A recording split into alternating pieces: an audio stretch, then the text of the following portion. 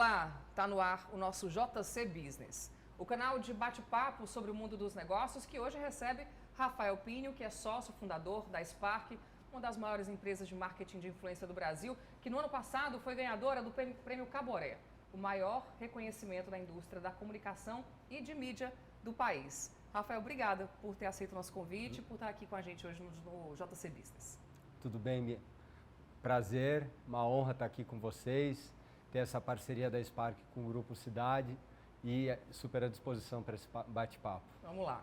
Eu vou começar com a sua história. A Spark, Rafael, surgiu 8 anos atrás. Em 2014, as redes sociais, elas não eram esse boom, né, essa movimentação comercial que são hoje. Era um mercadinho, hoje são mega stores, né, com muitos funcionários e com um rendimento enorme.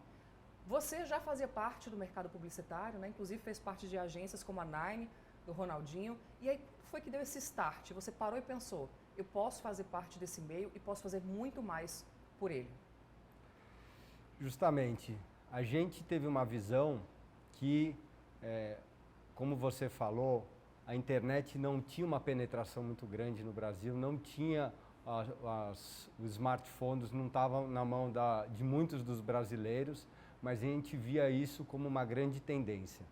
E o brasileiro sempre teve essa questão de sociabilização, de troca, de conversa, e a gente viu que realmente o caminho da comunicação iria migrar muito para essas trilhas, né? Então a gente, em um país em desenvolvimento, a gente tem a oportunidade de olhar para fora e a gente foi buscar referências do que acontecia nos Estados Unidos, em Israel, na China, e viu que já existiam empresas desenvolvendo projetos, conectando marcas com influenciadores de modo profissional.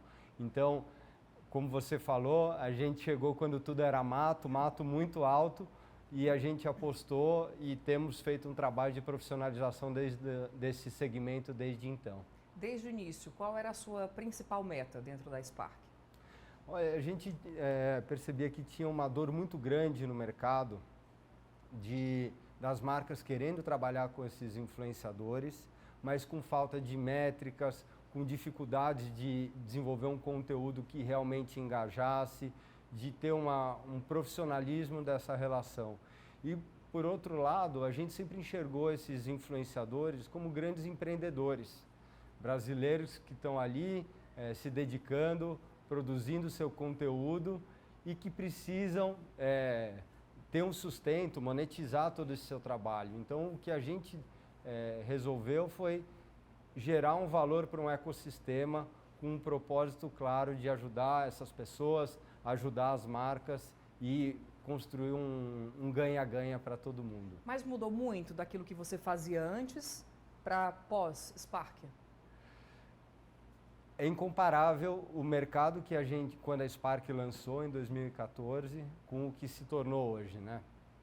Todos os anos, o marketing de influência ele tem crescido exponencialmente, mas o que a gente viu na pandemia foi que a gente adiantou uma década em 2 anos, né? Então, realmente o brasileiro se digitalizou muito, as pessoas ficaram nas redes sociais, aprenderam a comprar pela primeira vez no e-commerce, aprenderam a usar uma série de ferramentas digitais e, obviamente, o marketing de influência veio nessa esteira e com um crescimento de uma indústria que já vale 15 bilhões de dólares globalmente e é só o começo. Em números, em percentual, quanto a Spark cresceu nesses 2 últimos anos de pandemia?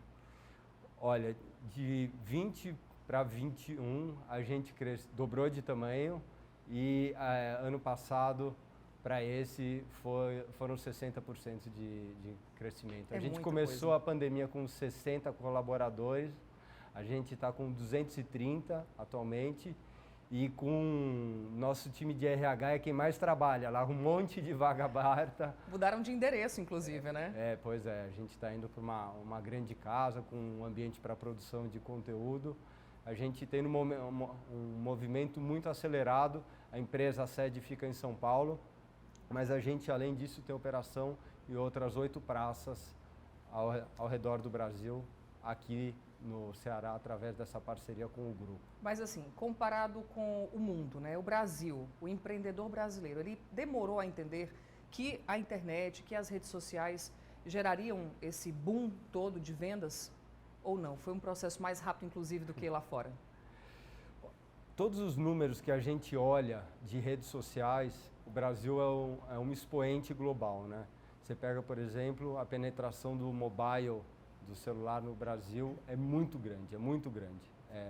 Você pega, por exemplo, o brasileiro, ele passa em média 3 horas e meia nas redes sociais. É o terceiro país no mundo com a maior quantidade.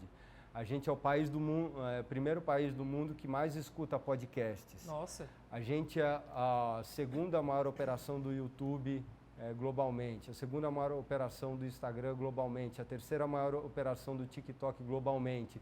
Então isso mostra que além do marketing de influência ter crescido globalmente, o Brasil é um expoente e é um ponto fora da curva e mostra a força desse segmento, por quê? Isso quer dizer então que as marcas também estão mais dispostas a investir nesse segmento, né? Sem dúvida, sem dúvida. Você tem segmentos com maturidades diferentes, né? Você tem segmentos como de cuidado pessoal, beleza, que enxergaram muito no começo esses influenciadores. Mas hoje em dia você tem influenciadores e conteúdos para os mais diversos tipos. Você pega, por exemplo, o mercado financeiro, esses influenciadores têm transformado esse formato de criar uma educação financeira para o brasileiro. Então, existem, além dos influenciadores mais óbvios, existem perfis muito específicos, né? Então, se você quiser hoje fazer uma receita, hoje sexta-feira à noite, em casa, você pode buscar uma enormidade de influenciadores no YouTube com conteúdos dos mais diversos, de comida saudável, de comida rápida, de comida gourmet, de harmonização.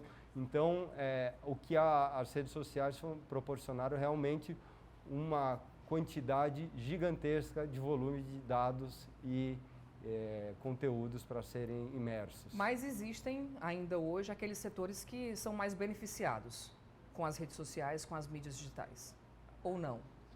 Olha, existem segmentos que são mais fortes, mas as redes sociais viraram uma fonte de informação muito relevante. Então, hoje em dia, se uma pessoa tiver alguma busca de um problema, quer uma informação jurídica para o seu negócio, contábil para o seu negócio, ele vai nas redes sociais e vai buscar uma fonte de informação de um criador de conteúdo, que às vezes não é uma pessoa que vai ter milhões de seguidores, mas ele vai ser muito relevante para aquele nicho de pessoas, para aquela comunidade ao redor dele. Está influenciando, né? Sem dúvida. Todos nós influenciamos. Sem dúvida.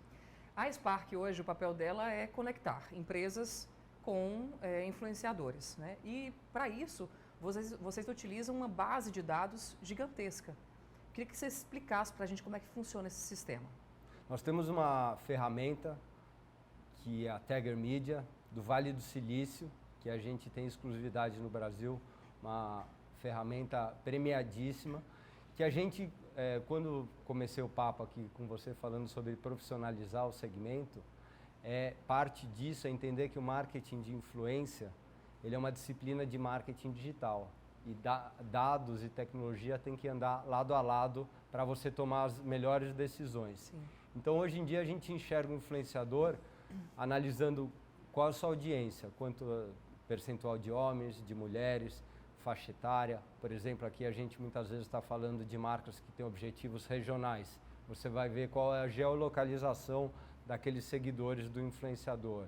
Você vai ver o percentual de quantos likes, qual o alcance que aquela campanha pode ter investindo naquele influenciador.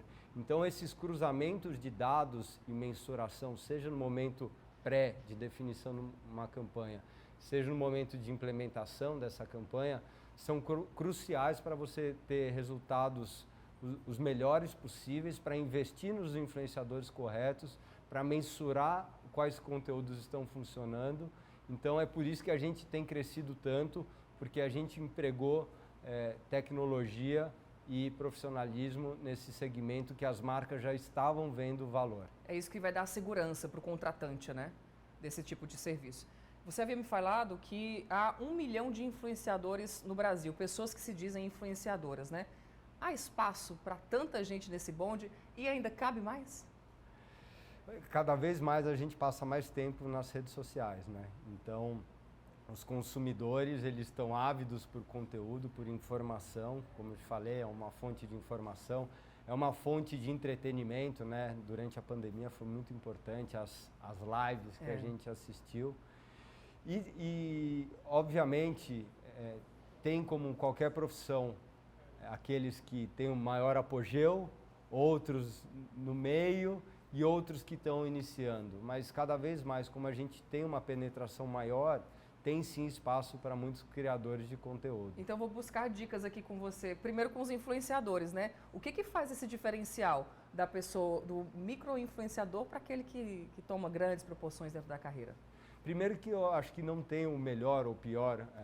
Muitas vezes, a gente até estava conversando fora do ar, como muitas vezes um micro-influenciador bem utilizado para um negócio local, regional, mas que tem uma relação verdadeira daquela audiência dele com aquela marca, pode gerar de negócios. Mas para você construir uma audiência e criando, primeiro de tudo, é achar um nicho específico, né? A gente fala que quem fala de tudo não fala de nada. Verdade. Então, achar uma verdade, um nicho específico.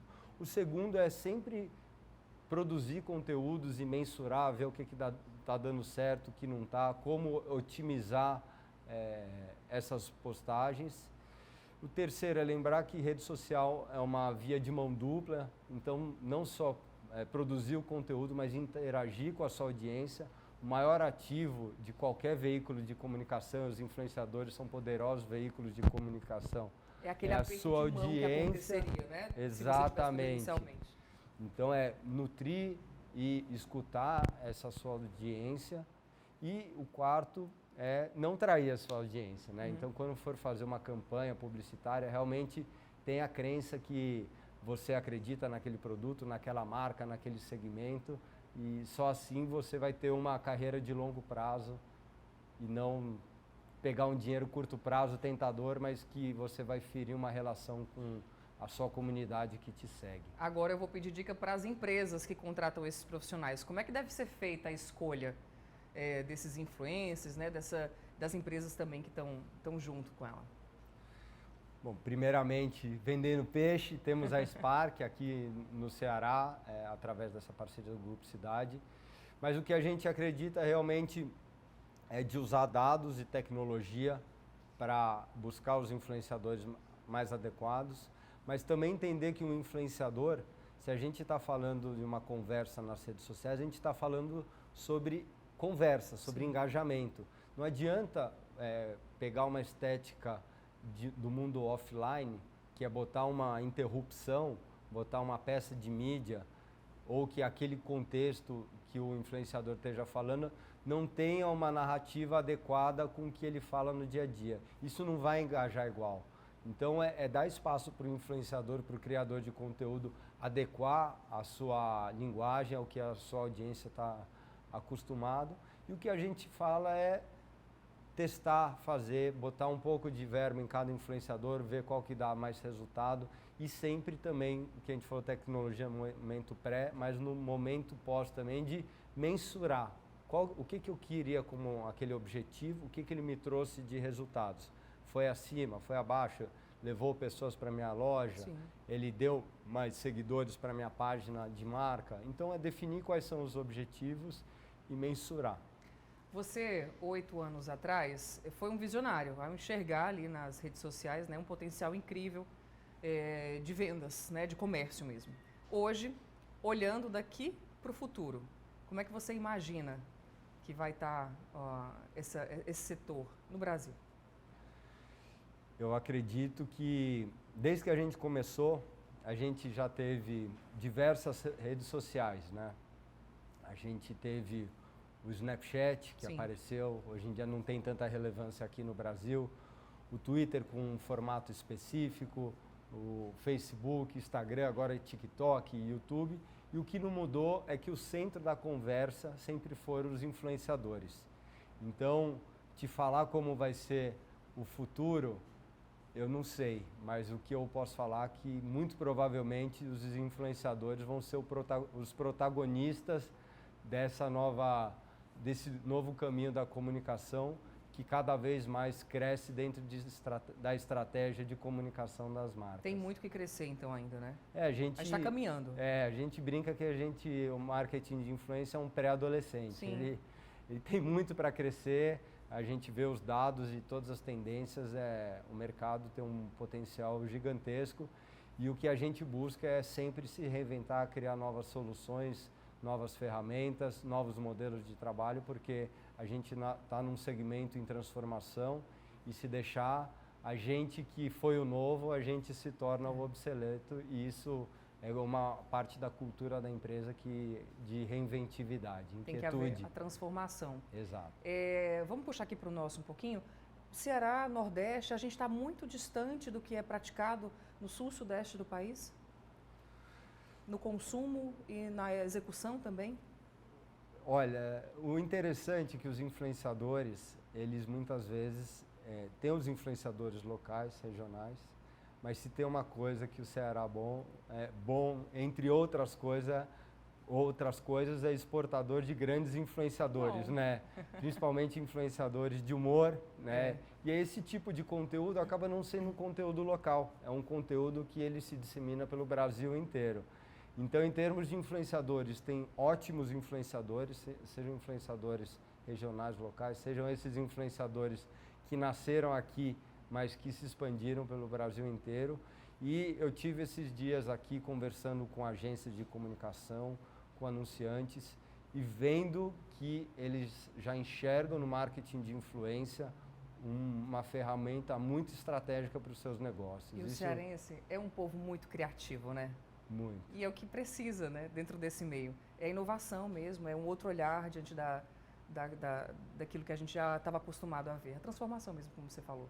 Sem dúvida, sem dúvida. Eu fiquei muito bem impressionado, já tinha uma referência muito boa de como o Estado se desenvolveu em várias frentes, na área de inovação como um todo.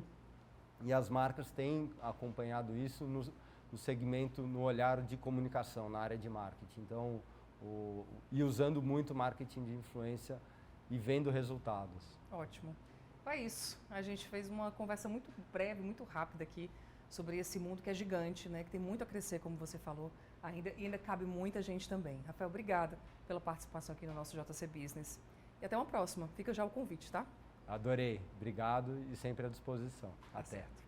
Esse foi mais um JC Business. Se você gostou do nosso conteúdo, deixa o seu like e não esquece de ativar as notificações para sempre ouvir o sininho quando uma entrevista nova subir para o canal do GC Mais no YouTube, tá certo? Aqui é sempre assim, uma conversa para despertar a sua visão para o mundo dos negócios. Uma ótima semana e até a próxima. Tchau!